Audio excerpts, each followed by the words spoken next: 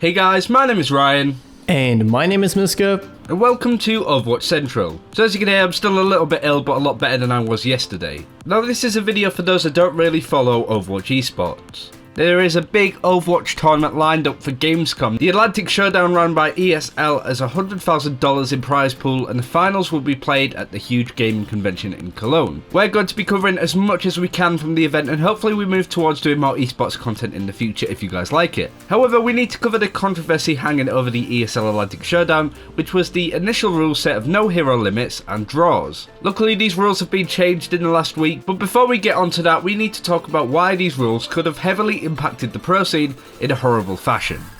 Also, big shout out to ESL and Overdrive for letting us use their footage of the qualifiers last week. You can find the Overdrive YouTube channel with all of the VODs in the description below and on screen now. But let's get straight into the video. So, as Ryan said, before we talk about the changes, we need to go through the previous iterations of the tournament rules and why these changes were an absolute blessing. Basically, big tournaments cannot run prize pools that are more than 10k without blessing from Blizzard. With the ESL tournament, Blizzard were happy to chip in with marketing and a bit of help, but wanted to make sure that the tournament rules were their own, and to be fair, it is their game, and they are more than entitled to make those decisions. Blizz wanted to have everyone singing from their hymn book, so to say, so they decided that the ESL tournament will be using the same rules of the new ranked system. There would also be no hero limit, and this greatly upset some people. Now I know what you're thinking. We made a hero limit video a few weeks ago, and back then, like a lot of you, we were leaning towards not having hero limits in games. So why do people now want hero limits? Well, the competitive scene's attitude on it has changed quite a lot. It's quite common to see double stack heroes on some maps. Double Winston, double Lucio,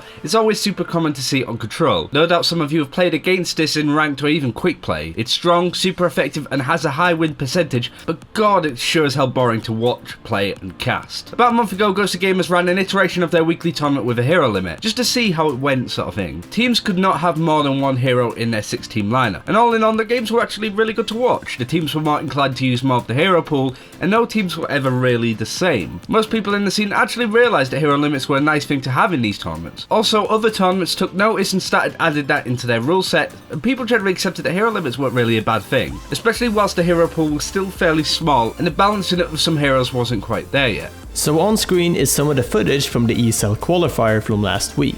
This is what the no hero limit looked like. For control maps, teams went back to running iterations of the 2 Winstons, 2 Lucio compositions, not because they wanted to, but because it was so effective. When so much money is on the line, teams will exploit compositions for a slice of that pie, so they had to run these awful cookie cutter meta comps, but that's just Control, right?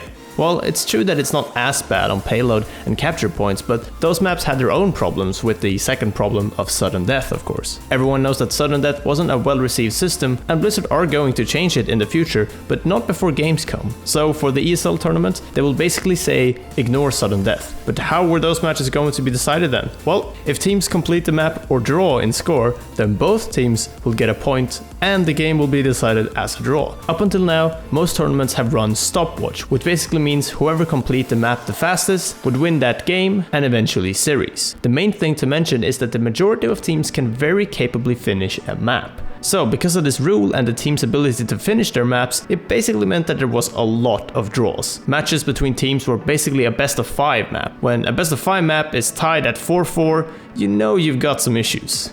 The last qualifier of last week was on Thursday. Blizzard and ESL came to us on a Friday and said that they listened to people's criticisms and decided that they were scrapping the draw rule and running it with stopwatch, as well as introducing a hero limit. It was a massive sigh of relief for a lot of people, and for us guys at Overwatch Central, we want to say thank you ESL and Blizzard for not only addressing this major issue, but by listening to the suggestions from the community and taking them on board. I understand it's really easy to think of Blizzard as this big company that doesn't really listen to their community with that you think you do but you don't attitude, but it's an absolutely fantastic piece of news that they're willing to work with the community on this rather than against them. Also a big shout out to the players, casters and content creators that dedicated themselves in a professional manner when it came to arguing for a hero limit. People were calm and collective with their arguments, and that no doubt had a good effect on the decision that was made.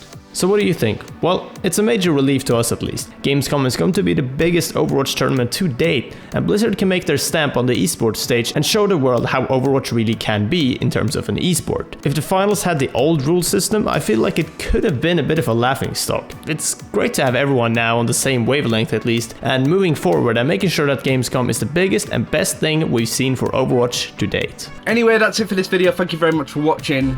Do let us know if you want to see esports content in the future, and let us know what kind of things you want to do. We were going to do roundups of the competition, but if it's something you want more information on, then we'll be sure to give that to you. Thanks for watching, take care, we'll see you next time.